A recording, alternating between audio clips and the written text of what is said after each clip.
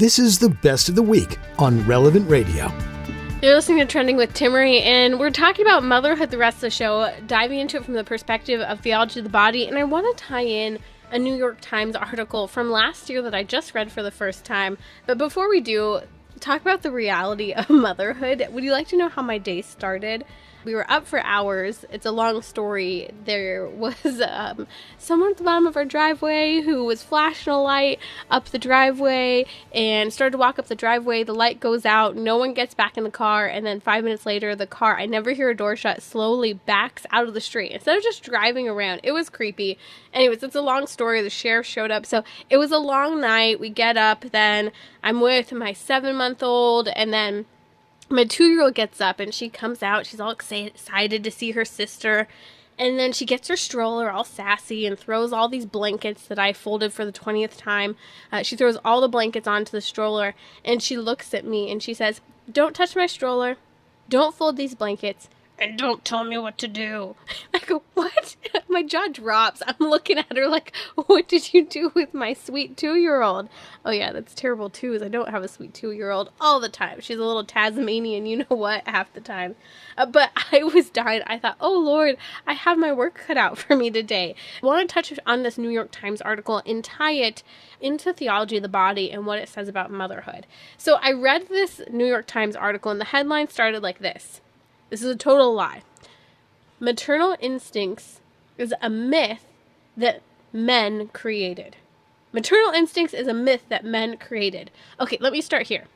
Number one, there's no research that I have seen to back this up, and no neuroscience. And they claim that neuroscience has disproven this, and yet there's no study cited in this entire thing. There's no argument for what women do have or how women don't. It's total hogwash. I don't even know how some of these mainstream publishers even post articles such as these. It's a false claim. Let's put some perspective here. Motherhood is hard, and that's a fact. And I think that's what this article touches on that should be talked about, but instead they just blame men and the patriarchy and lie about neuroscience. And I think that's significant because we live in a world where social media puts up a facade. We don't see all the horrible moments. We see the picture perfect moments.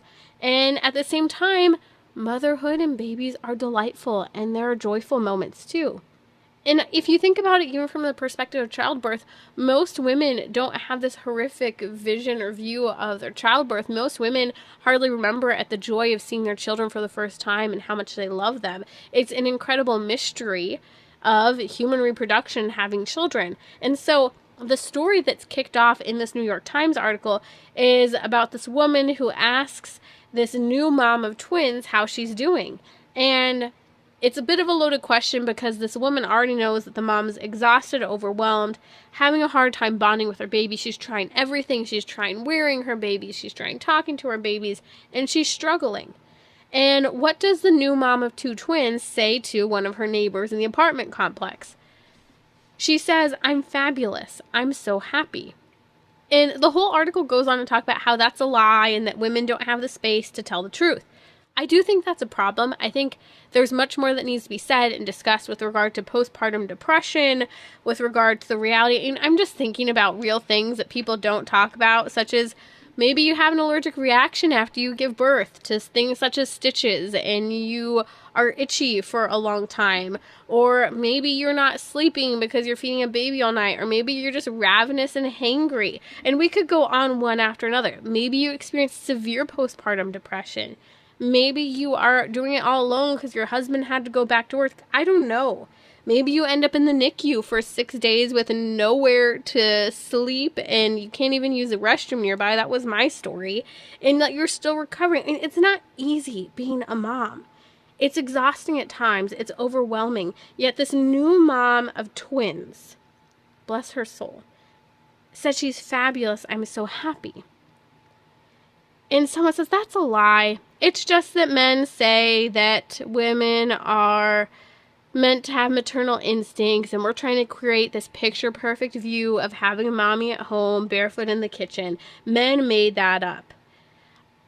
I just can't believe we're saying that. Instead of talking about how women need support, and let's be real about postpartum depression and recovering and how challenging it can be not to sleep, among other things, we're really just pointing at men and saying you made up maternal instincts.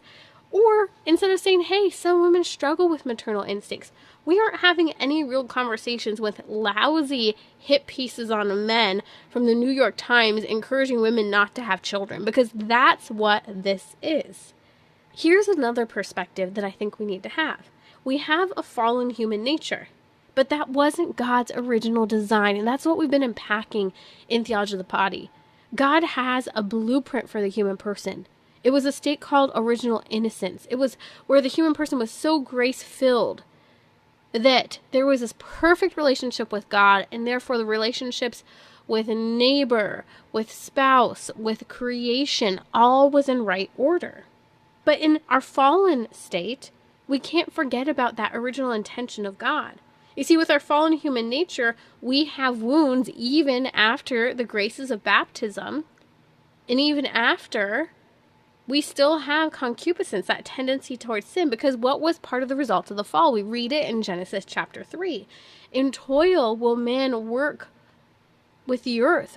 You'll be worked against. Things are difficult. And so what do we learn from that? One of the many interpretations is that there's going to be difficulty and strife and adversity with regard to our responsibilities.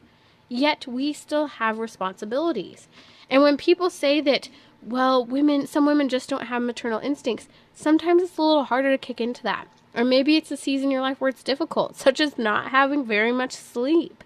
But here's the bottom line. This is what we do know. And again, these are generalizations, but they're fundamental to who we are as people.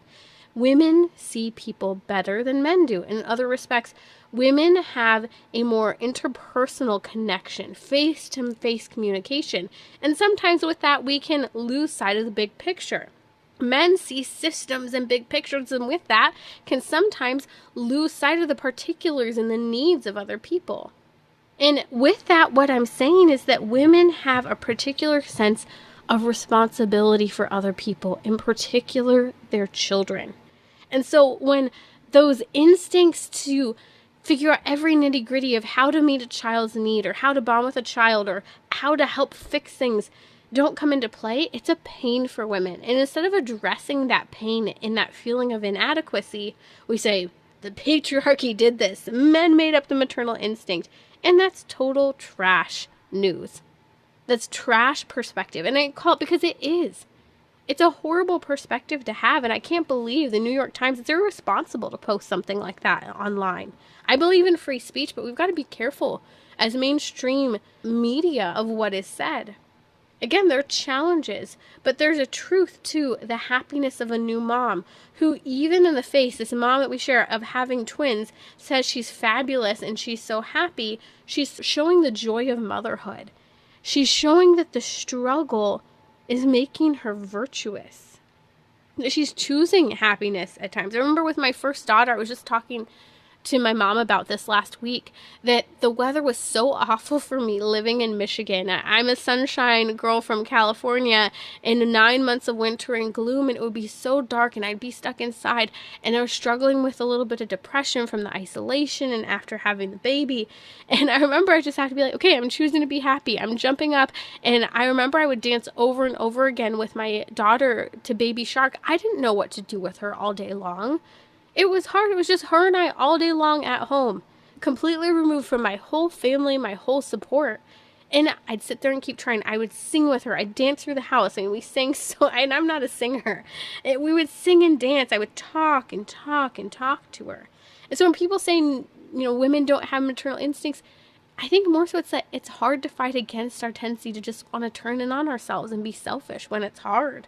It's a learning curve as parents. And not only do you have to learn how to be a parent, you have to learn how to parent each different child with their different needs, their different elements of bad behavior, their different gifts. I was thinking about that this week in that huge unknown of how to be a mom. I was at a doctor's appointment this week and a dentist appointment and another appointment. And as I'm in all these different appointments, I'm sitting here babbling on and on to my 7-month-old as I'm enjoying it's just she and I at all these appointments. And the receptionist is there. And I'm thinking I probably sound like a crazy lady as I keep talking to my daughter nonstop and narrating every little thing that I'm doing. But babies learn through their senses. And this is where the neuroscience proves that this just hit piece on men in this anti-motherhood article wrong from the New York Times, because babies learn through the senses. First and foremost, in the mother's body, they have that sense of taste, touch, hearing, knowing the mother. And when they come out of the womb, there's that great comfort for them that can even revive children who have been declared dead by holding them skin to skin, that touch, hearing the heartbeat, hearing the mother's voice. It's all so significant for them. Psychologically and neurologically, we could point to studies where women talk more to babies than men do. Why is this significant? Because it helps their brain to develop. It's incredible. There was a study of a child in California where people said, kids don't need parents, kids don't need to be nourished, and they locked the child away for, I think it was 12 years. And they said, kids will just, grow up on their own. Guess what? The child couldn't speak at 12 years old.